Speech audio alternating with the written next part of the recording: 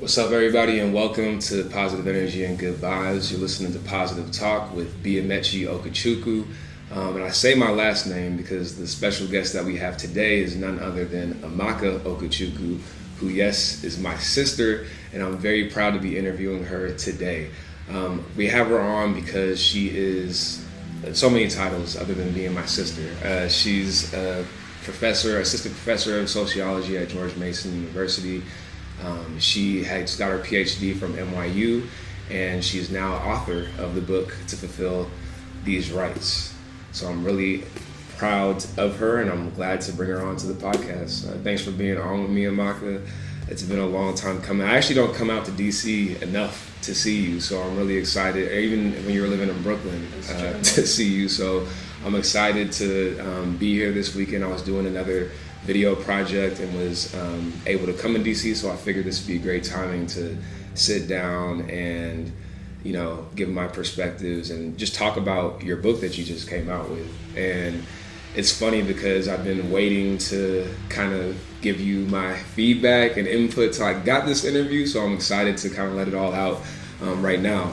So the first thing I wanted to say is that just how incredibly proud of you that I am, that your mom and dad are, that, you know, the whole family is really, everybody back in the Bay Area. It's been a while since you've been there.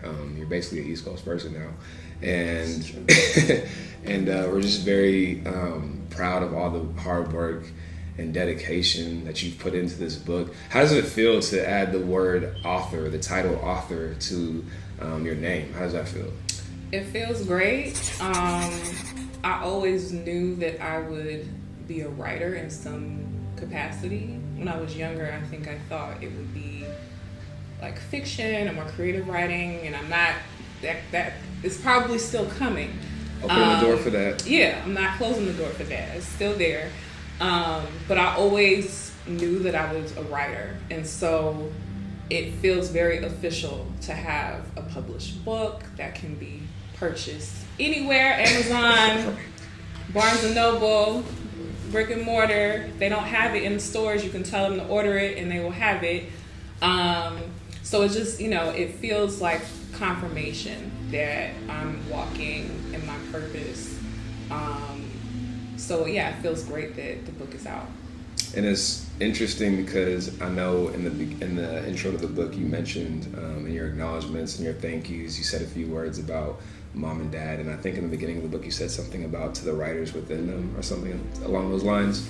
Can you, like, what is it? They have not said anything to me about that, which is interesting. So the reason why I put that at the opening of the book and why I dedicated it to them is because mom and dad are writers at their heart. They weren't able to pursue that, right? But, you know, all the stories I hear about mom when she was young were about her writing and, like, reading.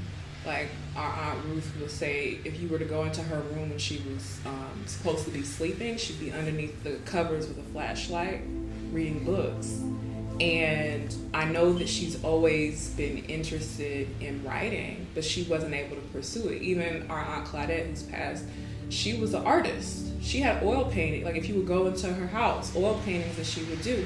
But they were not encouraged to pursue these artistic paths, right? And so mom definitely, if she would have had the encouragement and the resources, would have probably been a fiction writer.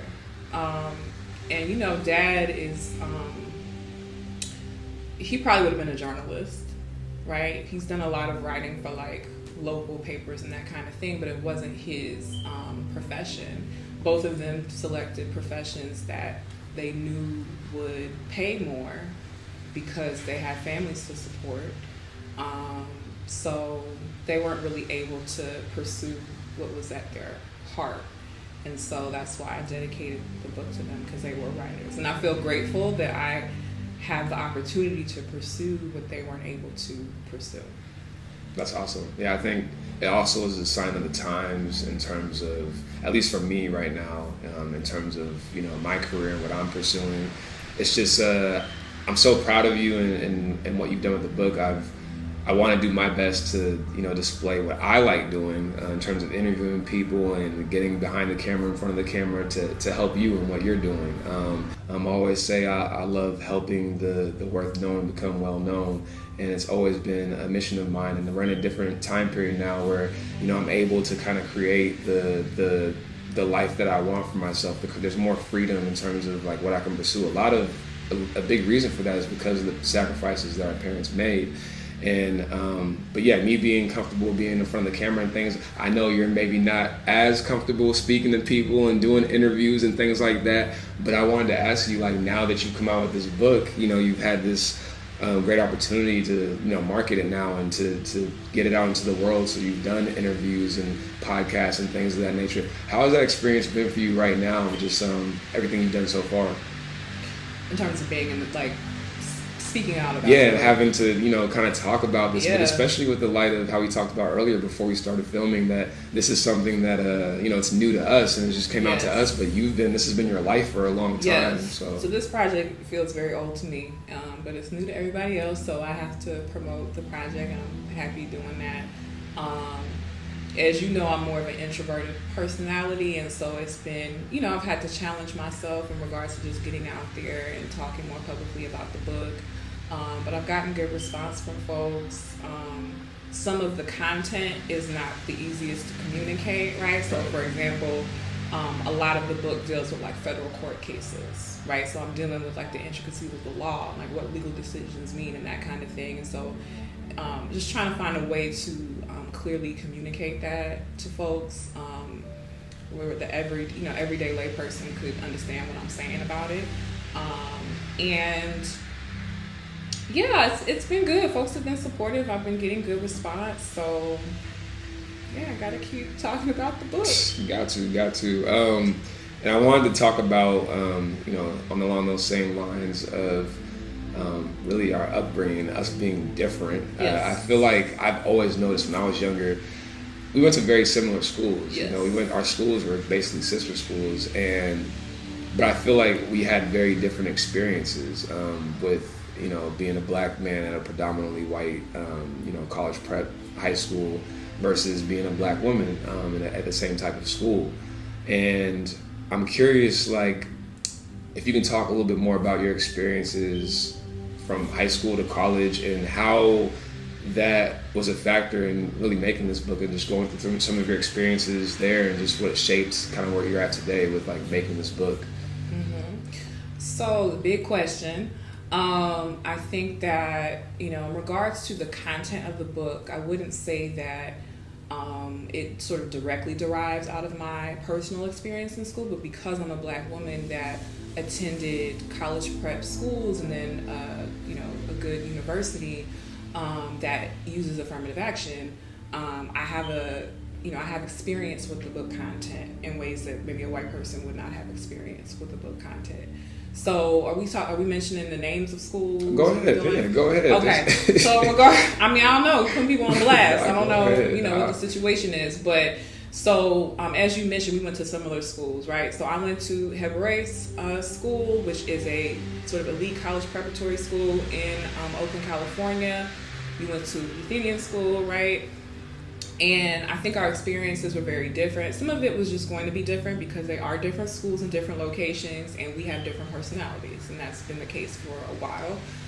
But I do think that a large part of why our experiences were different is because, I'm a black woman and you're a black man, right? So coming from my perspective as a black woman, I was really grateful to have other black women in that space where we held each other down and were very supportive of each other. But in regards to our relationships with a lot of our white peers, I can't say that it was the same, right, as your experience. Being a black man who was an athlete in school, you were pretty popular, right? Everybody was trying to be your friend. And that was not the case. Being a black woman, I feel like we were, on one hand, we were hyper visible as black people, right, in school, as a school that was trying to like promote we have a diverse campus and that kind of thing. But on the other end, we were also invisible, right? At the same time being hyper visible and invisible, right? And, you know, in some ways it's very isolating. It's already a very high stress environment just in regards to what we're expected to be producing at a high school level. I will say that one of the good things about going to the school that I went to is that when I went to college, college was not hard for me because I had started a lot of college level work while being in high school. And so, you know, but it was very isolating. It was a situation we didn't always feel the most supported. I had, like I said, really good friends that I'm still close to this day because we both went through one of the most traumatic experiences of our lives together in that school, growing up, coming into our own. You know, as young people, you're already insecure. You're already trying to find out how you relate to the world, who you are, and it's difficult going through that process and then feeling like isolated, feeling the pressure, you know, those sorts of things. But we made it through. One of the good things about being in that space was that I was,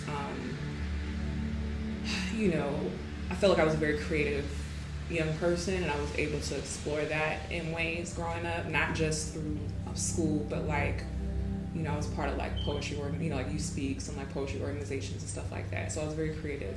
Going into college, I went to University of Southern California. Generally a good experience. You know, I have some critiques of that experience, but generally a good experience. One of the best things about going to USC was my involvement in two programs. One was called McNair Scholars. The other is called the Mellon Mays Undergraduate Fellowship. These were both programs that were built to prepare underrepresented minorities and like first generation college students to pursue graduate school with the intention of getting a PhD. And my experience in those programs was great because it really did prepare me to pursue graduate school. It got me thinking about, okay, I'm already really interested in like the social world. By nature, I'm a very observant person. And it translated to research in a particular way. I found out that I really like research through this program. In that program, I did my first research study, which was about underground hip hop in Los Angeles. And I was literally going to like open mics and going to different programs, stuff that I would have done anyway.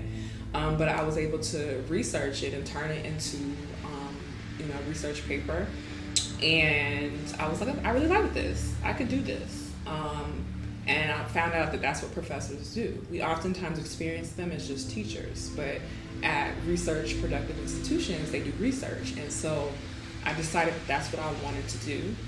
I applied to graduate school my senior year of college. I was one of the rare birds that went directly into a PhD program from undergrad.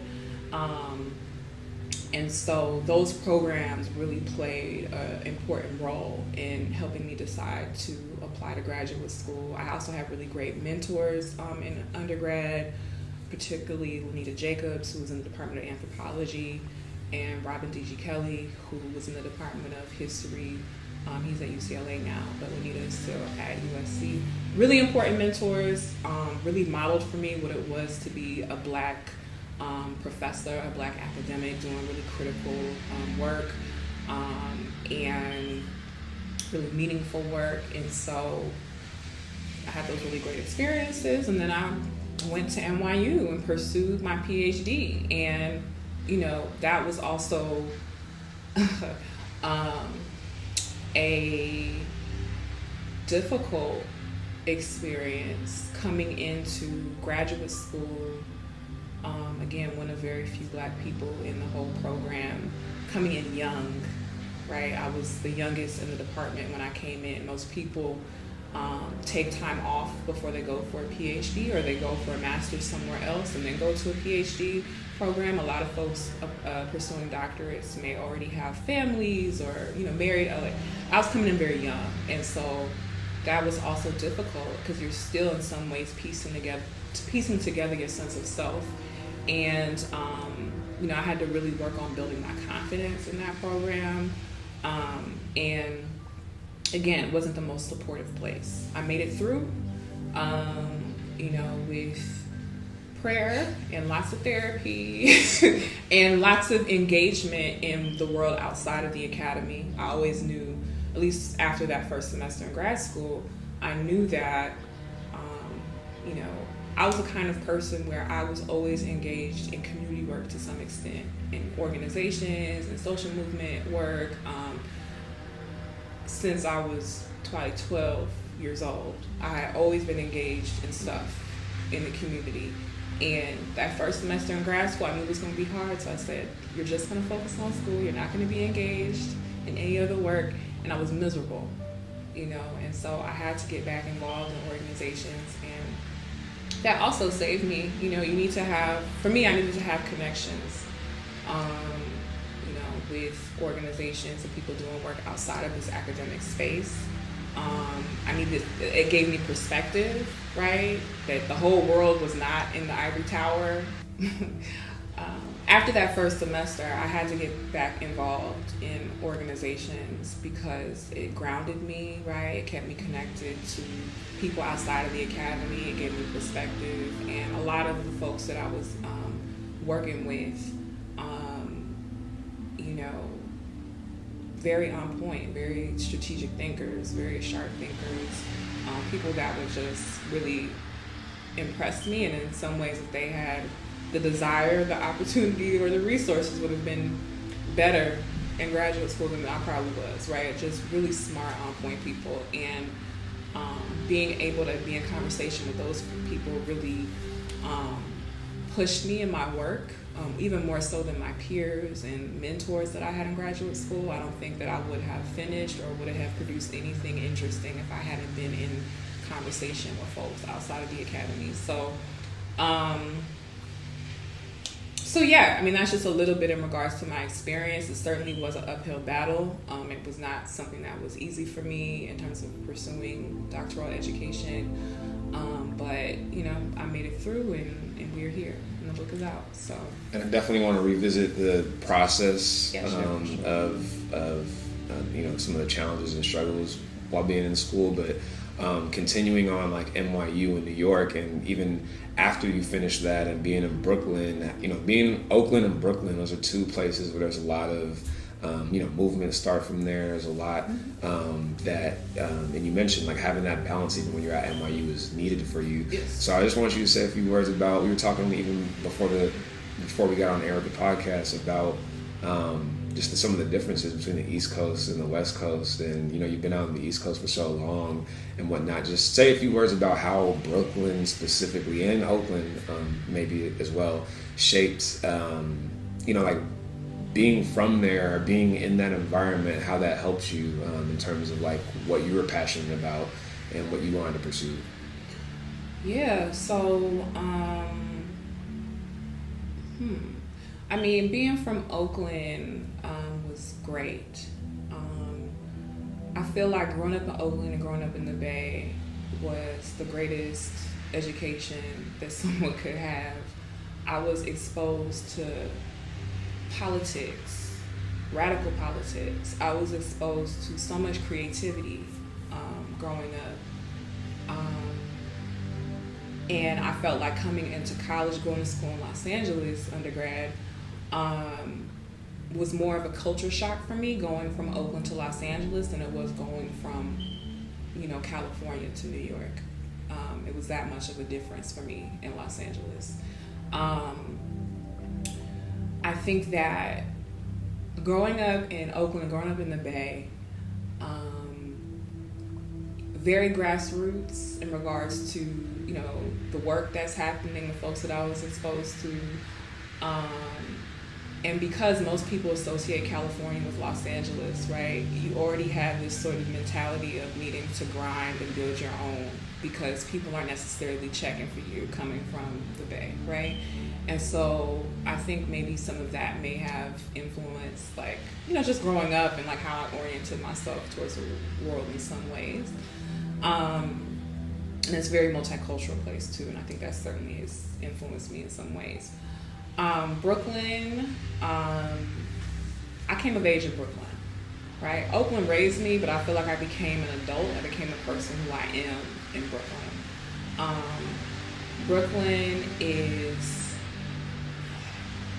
it's a dope place. It's amazing. There's so much creativity. There's so many just black people doing really great things. I was exposed to think so much differently about politics, about organizing around creativity. Is so many black people. I mean, gentrification is real, so that's pushing us out everywhere. But in regards to coming from California, right, Northeast has just higher concentrations of black people. And for me, that was dope because I was able to see so many black people in so many different areas and facets, right?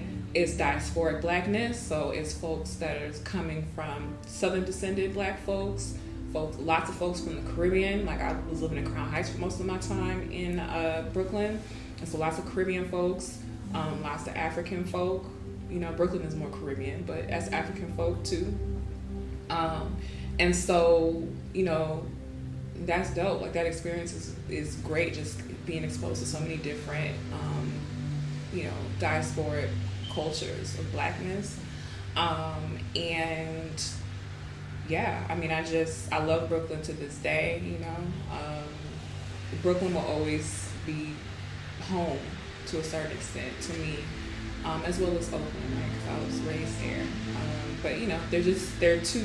They've characterized two different parts of my life, and they're both very important. But I've realized that through my time, I guess, on this earth, that I'm really a city person. I know that I have to, where I'm living, where I thrive, where I feel most at home, it's cities, right? So I'm probably not going to do well isolated somewhere in a rural space. You react wherever you're at. So I did want to get back to one of the big themes with this podcast is how people react positively.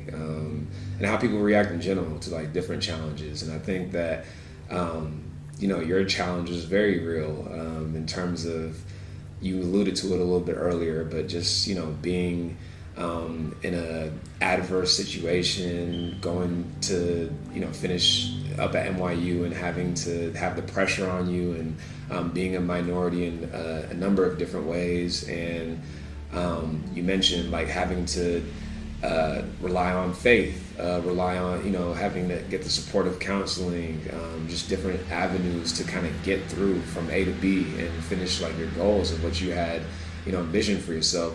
I just wanted you to say a few words about the process for you, the challenges and how you were able to kind of overcome them. Because I know for me, especially like, as we get older, grandma was a big part of that, like instilling faith. It's like things that I don't always explicitly think about, but it's like not everybody has that. Not everybody has like a strong foundation when times get tough, they can rely on something to help elevate them and catapult them to get through what challenges they have. So not saying that was like one of the big factors for you, but I wanted you to say a few words about just like that process, that challenge, and how you got through it. So the process of making it through obstacles. Mm-hmm. Okay, that's still something that I'm, always a work in progress. I think that, there's a few things that helped me get through the challenges of graduate school. So one, of course, is having some sort of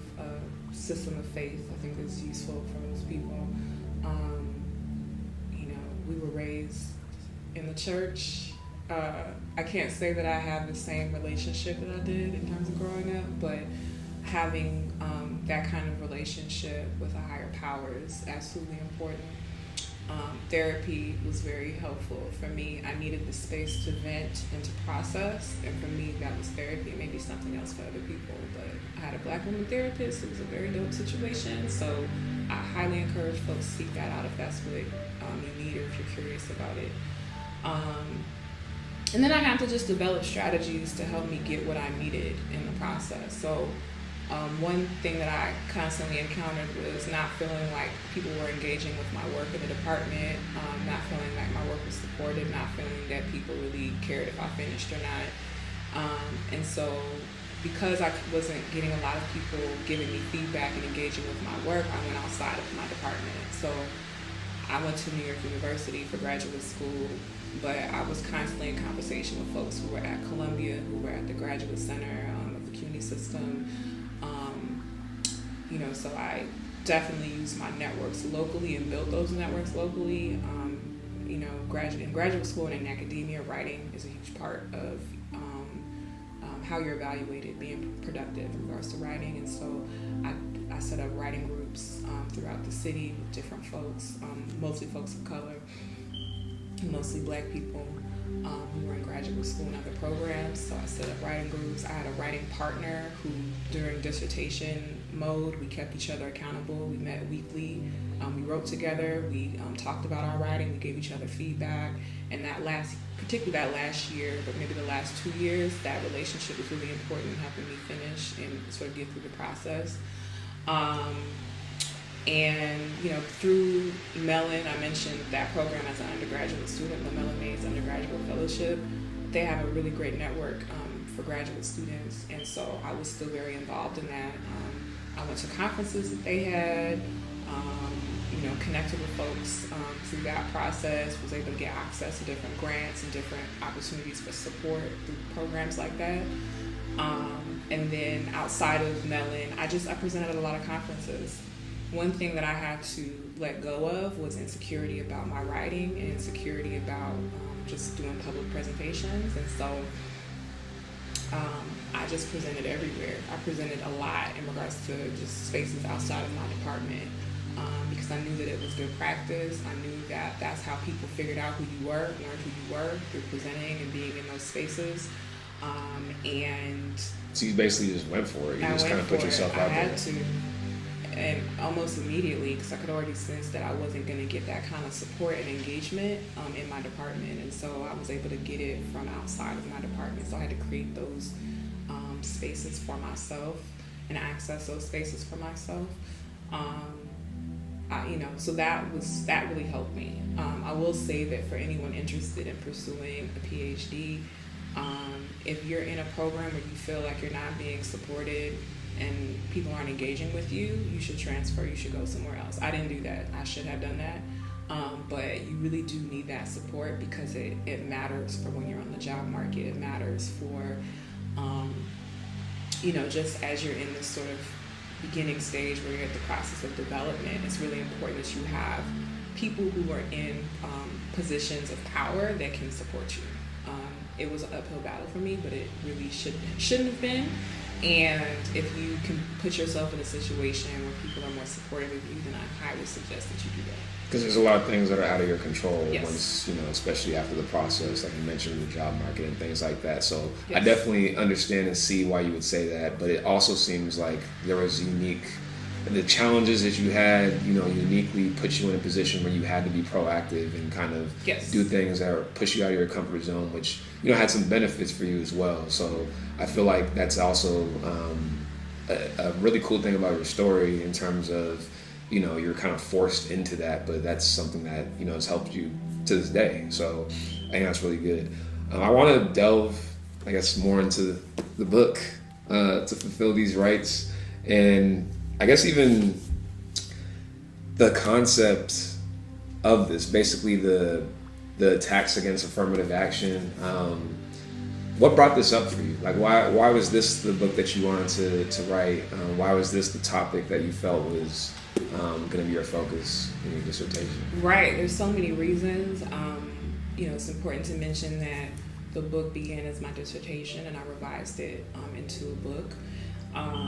When I was in graduate school, I first sort of encountered the topic by my engagement with activists who were trying to save open admissions in the CUNY system. They were doing this in the 90s, but I had encountered them just in all the community work that I was doing. And I realized that I kept coming across the same people who were all part of this organization at this, around the same time, who came out of the same college in the CUNY system. And I thought it was really interesting that, from a movements perspective, because I came into graduate school wanting to study movements. And from a movements perspective, I thought, this is really interesting. There's this cohort of people that's really on point and was engaged in really great work in the city in the 90s and the early 2000s. they had an archive. They archive their materials, which is important for all you activists. Make sure that you keep your stuff and you archive it somewhere digitally or wherever. They had archived their materials at a library, an archive that is that's on NYU's campus, and so there were all these boxes of materials that no one had really used. I had personal relationships with folks, and so I said, okay, I'm going to write about this organization. They were also connected to student activists who were trying to save affirmative action at the same time in the UC system, and so there was this national network that I was really interested in, and so I extended the project to look at these students trying to save open admissions and affirmative action.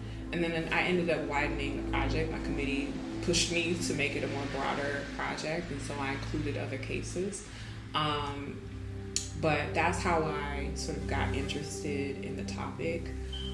And then, like I said, I just continued with it and revised the project into a book. I found that it was also still a relevant project because there are constant attacks on affirmative action. Even a couple of weeks ago, they made a recent legal decision in the Students for Fair Admissions versus Harvard case, in which a conservative organization is trying to challenge affirmative action at Harvard University. The man and the organization behind that case is chronicled in my book. So, there's still relevant connections in regards to even the current news cycle in regards to affirmative action. And when I was writing it, that was also still happening. There was still these legal cases. And so, in the academic literature, there isn't a lot of writing about elites, right? A lot of the information that we know and that we've studied around social movements focuses on like grassroots folks. And for me, I thought it was important to actually study elites. They win, they're successful, right? So how do we understand, like, how do they become successful? It's not just that they have the money, that's how they win, even though that is a huge factor. So I wanted to examine, under what conditions do elites sort of succeed and fail. And so that's another thing that attracted me to the project, because I could examine, these conservative elites and how they organize around trying to end affirmative action. So yeah, I had lots of entry points into the project. I think it's really interesting because affirmative action, just from my perspective and from people that I've talked to about this topic, it's something that people don't know a lot about. Mm-hmm. There's like a lot of ambiguity, I think, in general, from, people know essentially what it is, but they don't know what schools have and what schools don't. It's kind of like ambiguous, especially people, even applying to different schools, like they don't even know. And so I wanted you to maybe say a few words about affirmative action, where it is today, and the relevance. Specifically, a lot of the topics you allude to in the book, especially with like the Trump administration, and there's been a big rise in whether it's hate crimes, white nationalist groups, etc. There's been more of a need for a book like this and more of a need for attention on this topic because of the implications for the future, in terms of how important it can be. So if you can maybe say a few words about where, like, I guess the history of affirmative action, or where affirmative action is right now, and just say a few words about that. For sure. So let me clarify terms. The book is to fulfill these rights, political struggle over affirmative action and open admissions. So I'll clarify affirmative action and open admissions. So affirmative action is a policy that's implemented pretty much exclusively at selective universities, right? Essentially, it's an admissions policy that considers race as a factor in admissions, right? So,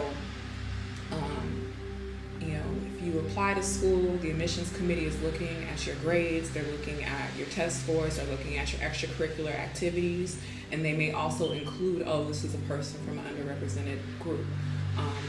Those groups would be Black, Latino, and Native American, right? And so they would also consider that in your larger file, okay?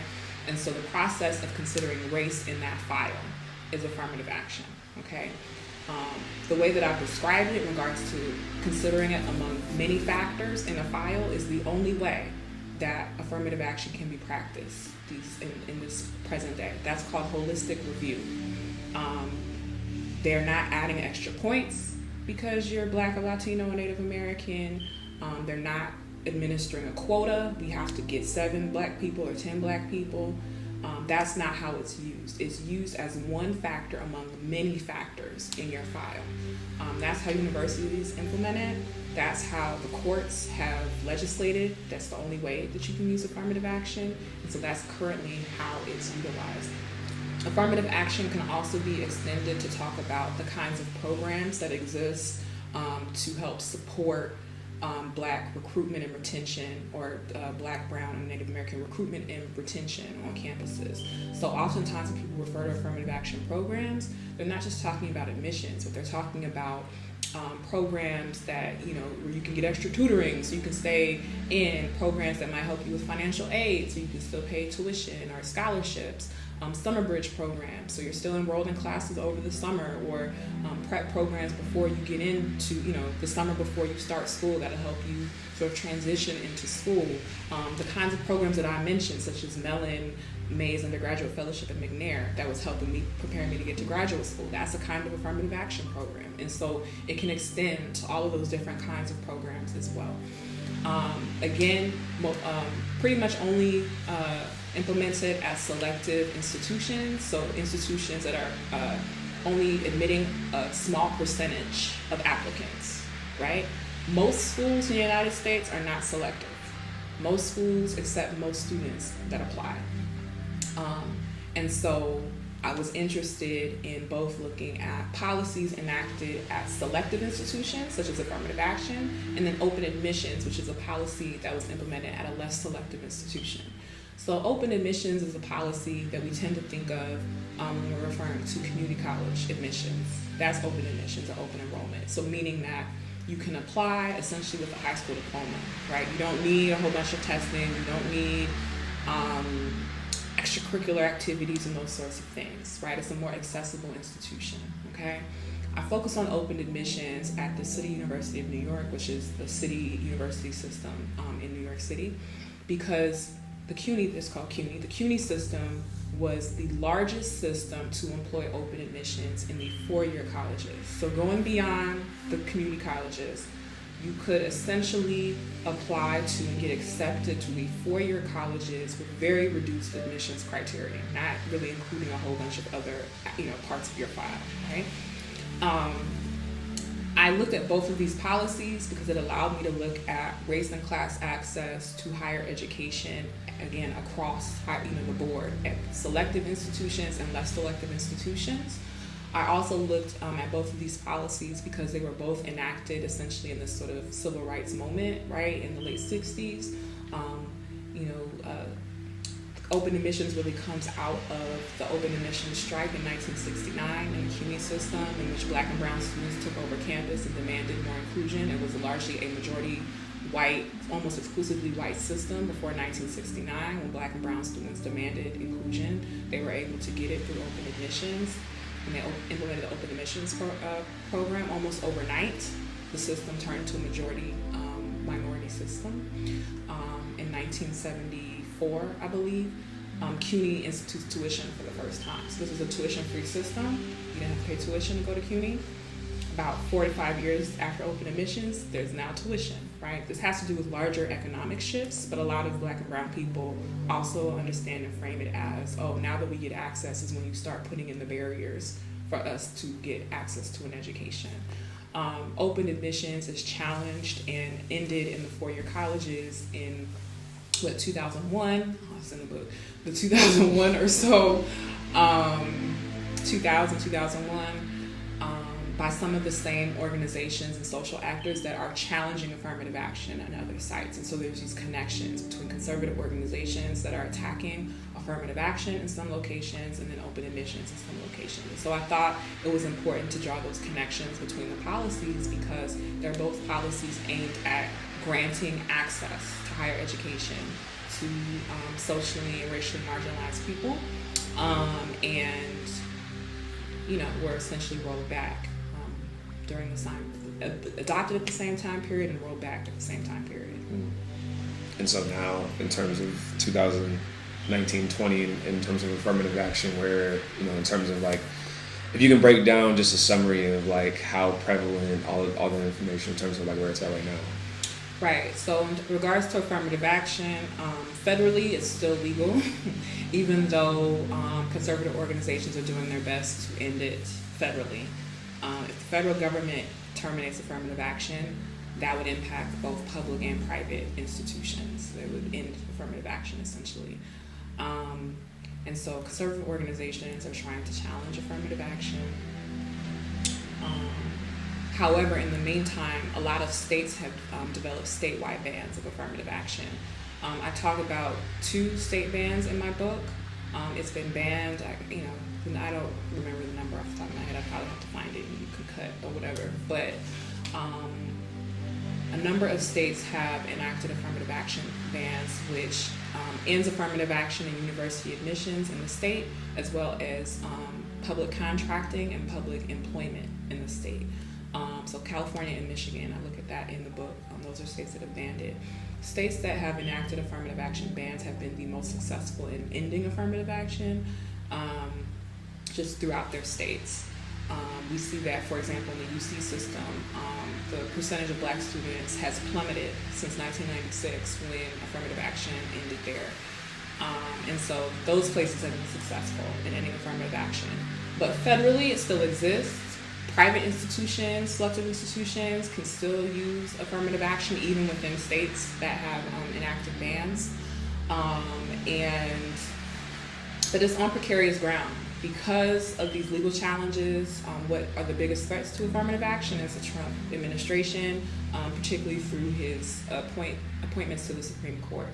The Supreme Court is very rightward right now, meaning lots of Republican representation on the Supreme Court, lots of conservative views, and lots of views that would not be encouraging or supportive of affirmative action. So if this Students for Fair Admissions versus Harvard case makes it to the Supreme Court, I don't believe that it would stand. And so we'll see what happens.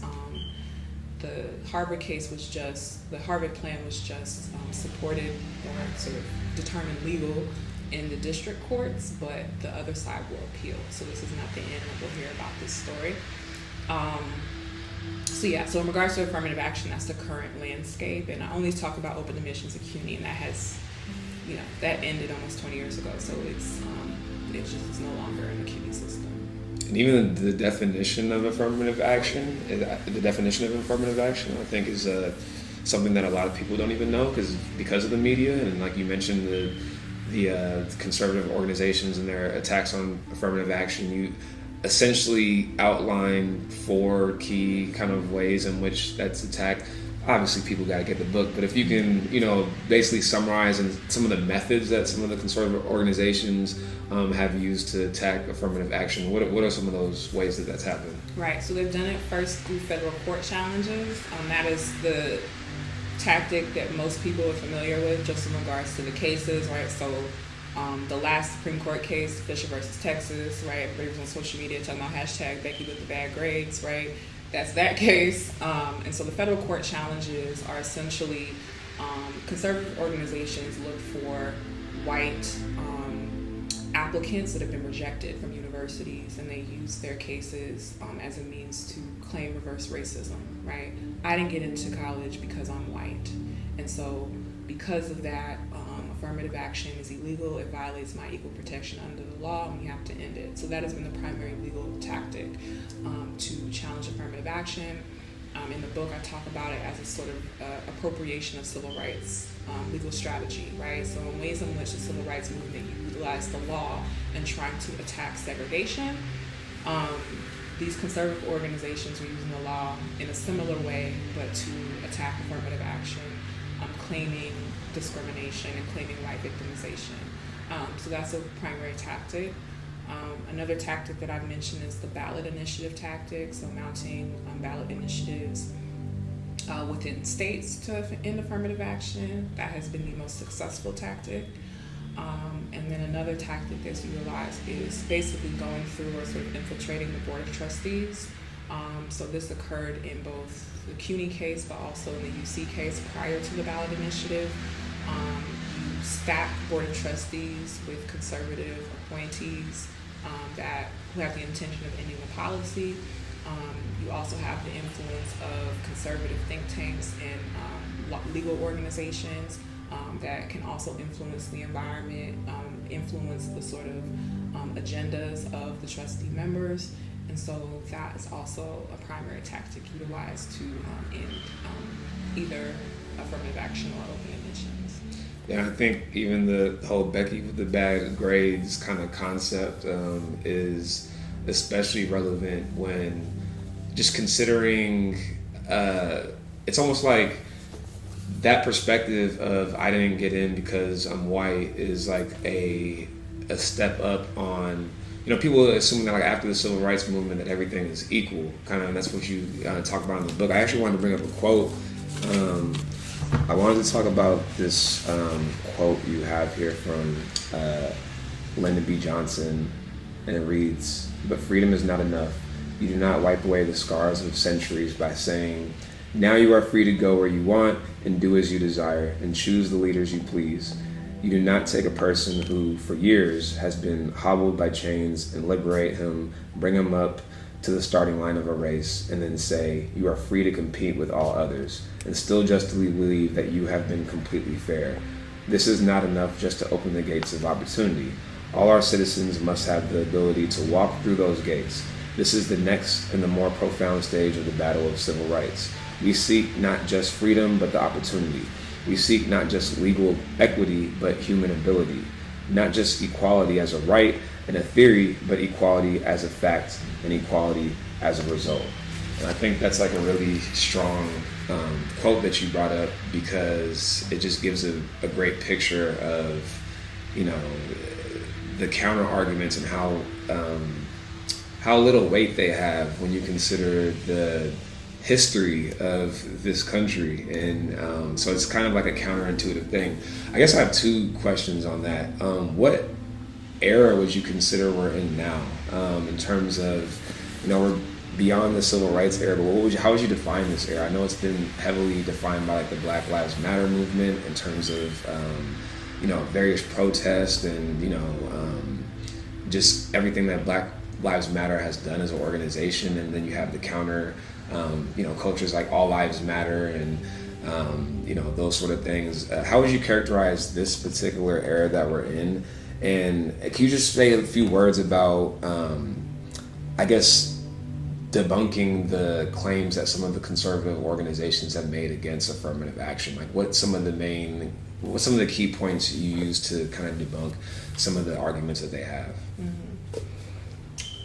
Or take away validity from their arguments, because there's not, basically like, what are the ways in which you deconstruct the arguments that they've made? Okay, so reverse racism is one right. One of the main ways that they sort of understand affirmative action, and just a lot of things, right? Even beyond affirmative action, it's a phrasing that we hear frequently in regards to just acknowledgement, right, of inequality, of racism, of white supremacy. People automatically say as a defense that's reverse racism.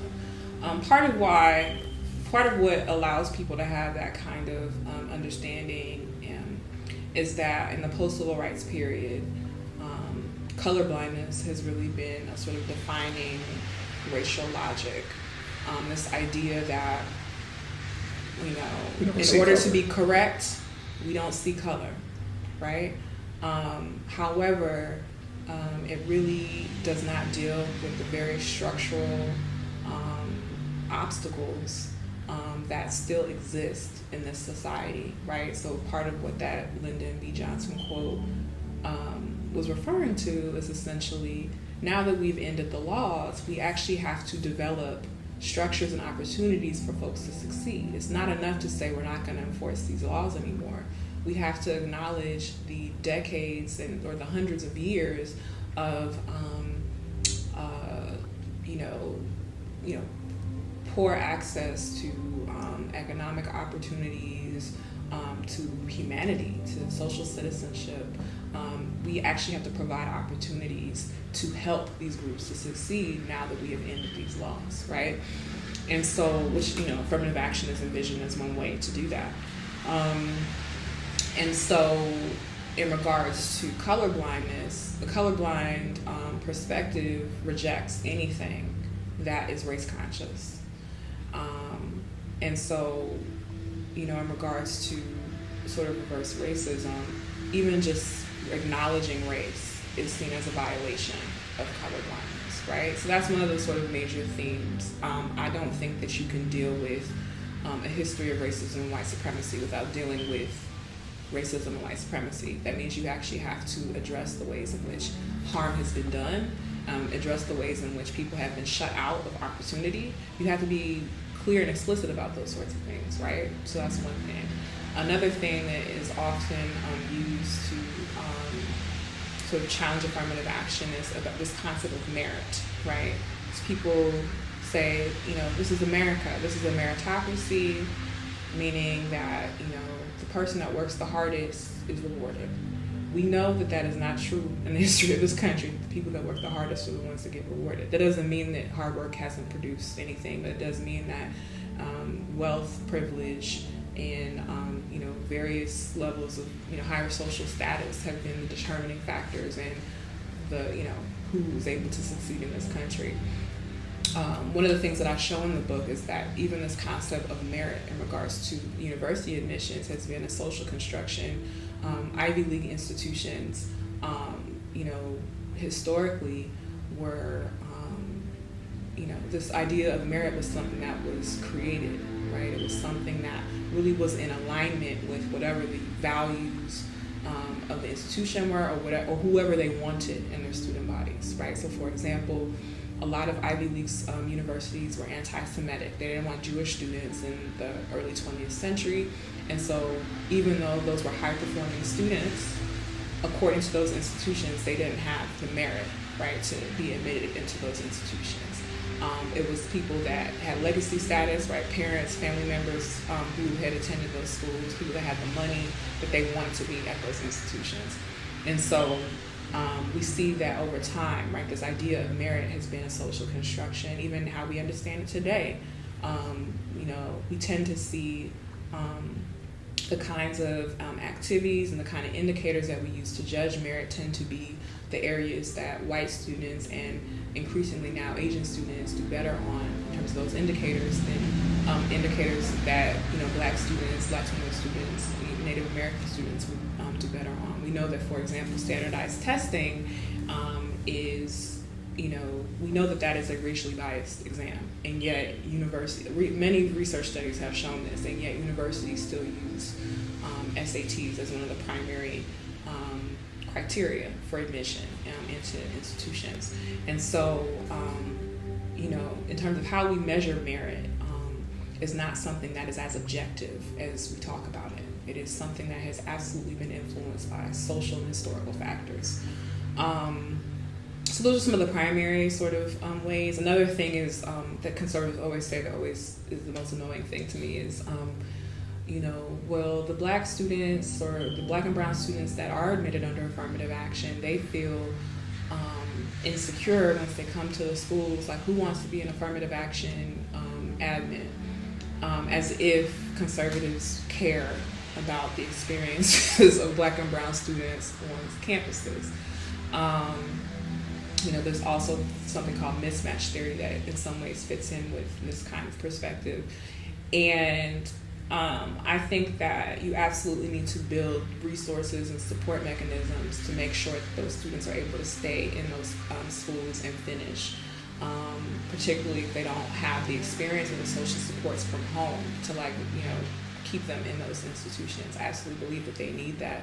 That's not enough for me to say that, because students may be uncomfortable or because they may be one of a few, that's a reason not to have affirmative action. So those are some of the major myths used to kind of reject affirmative action. I mean, overall, I just see it as a means to keep Black students out of particularly elite spaces, but generally most educational spaces, if we think of open admissions and affirmative action together. I don't see focus on higher education, but these things are connected to K through 12 education in the ways in which, the schools that Black and brown students attend tend to be less resourced, underperforming, and don't have the kinds of resources to help get kids into higher education in the first place. These things are all connected. They're not happening in isolation of each other, and I think they're just sort of larger systems that are meant to really disenfranchise Black and brown people in this country. That has been the case prior to the Trump presidency, and I think it's just becoming more explicit in regards to the rhetoric, in regards to how people talk about these issues publicly. I think that's just becoming more explicit in this era. And so, being in this Trump period,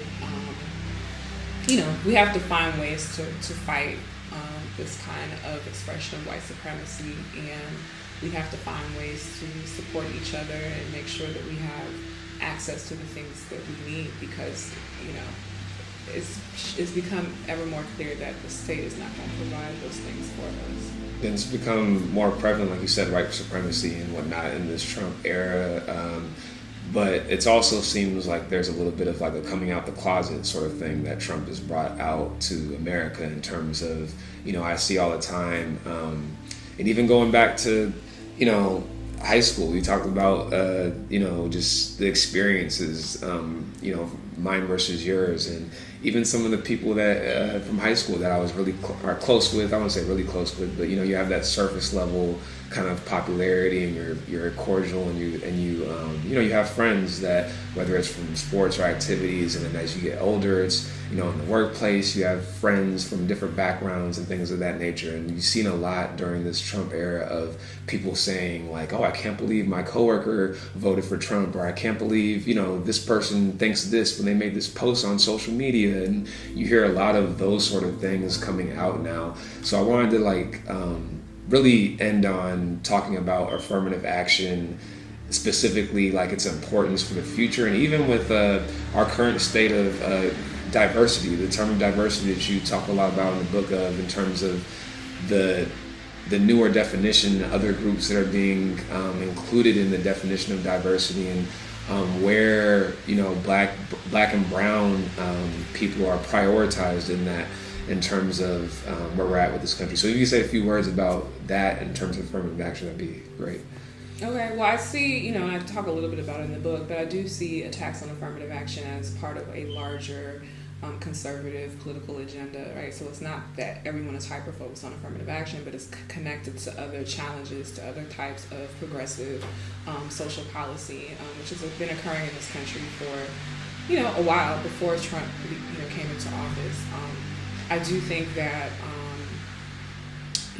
capitalism is in crisis, and a lot of white folks in particular feel particularly threatened in these uncertain economic times.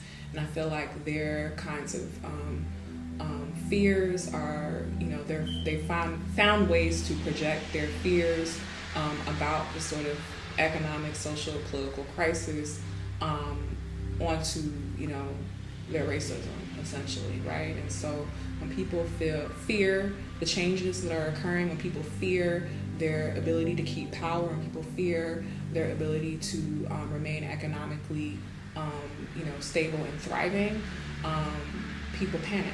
And I think that some of this upswell in this sort of fascist political governance and expression is tied to that. And I say that because Trump isn't by himself. There's a wave of fascist, xenophobic leaders across the world that are, that are peers to Trump in Europe and in other spaces that are essentially versions of him. And so I do think that it's in response to this particular political economic period that's why this is happening. Also tied to all these things are connected, right? Even with climate change, right? We oftentimes don't really talk about the connection of climate change to our political conditions today. so much of the refugee crisis that's occurring in this country, but it's also in other spaces, is in relationship to climate change. With climate change and threats to the environment, you have less natural resources, more competition over those natural resources, and in terms of war that emerges in regards to competition over those natural resources, as well as other forms of xenophobia, which is about sort of blaming a particular group for the economic climate or whatever the case may be.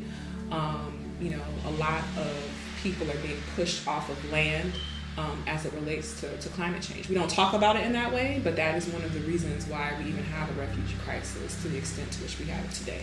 And so over the globe, these sorts of things are happening. In regards to the United States, I think that in regards to responses to it or the sort of the future of these kinds of policies, I think we have to really develop new ways of thinking, of governing, of planning, because it's very clear that all these old systems and old ways of doing things is not working for us. The world is rapidly changing, and we have to find new ways to be inclusive, new ways to meet people's needs, and new ways of visioning a new kind of world, because this world is under threat.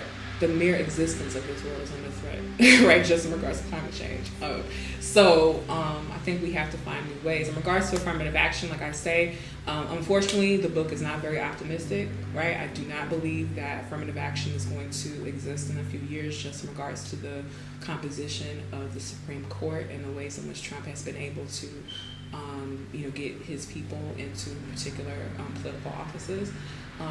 And so in lieu of that, we have to find new ways to include and sort of extend resources and opportunities to underrepresented folks, whether that be in university spaces, whether that be through K-12 education, whether that be in sort of non-traditional educational institutions. We have to find ways to meet folks' needs, because, like I said before, we can't really depend, we're being shown that we cannot depend on politicians, we can't depend on the state, right? Of course, we have to do our due diligence in voting the right people in who will do the least amount of harm to us, but we still have to develop our own structures for survival and for the kind of world that we want to live in. Yeah, I think it's interesting that you mentioned that, because one of my favorite quotes from a book called 0 to 1 by Peter Thiel is he interviews people, and one of the main questions he asks people when he interviews them is like, what's one opinion that you have of the world that is unique to you that most people would disagree with? And my kind of initial response to that question is always diversity, in the sense that I think that diversity, which is something you allude to in the book, is almost a corporate goodwill kind of token sort of thing that people, the companies and schools use from time to time, but it's not real diversity. It's just putting a face on it, or putting somebody in position. And it's always been interesting to me, because I always felt that diversity is something that actually will help your business, or will help, whatever you're doing, because the more different perspectives and opinions you have from different groups, like the more you can kind of relate to other people and not have,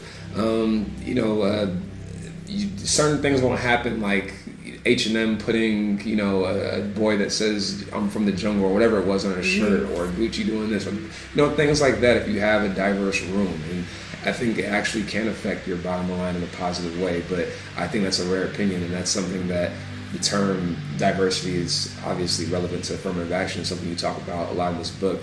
I guess maybe one of the last things last question maybe I want to touch on is just going off of what I previously said, the term diversity. I know you spoke on different groups being put into that category by conservative groups as a means to attack affirmative action or deprioritize, specifically focusing on Black and brown. And I guess not even from conservative side, but really from a liberal side as well.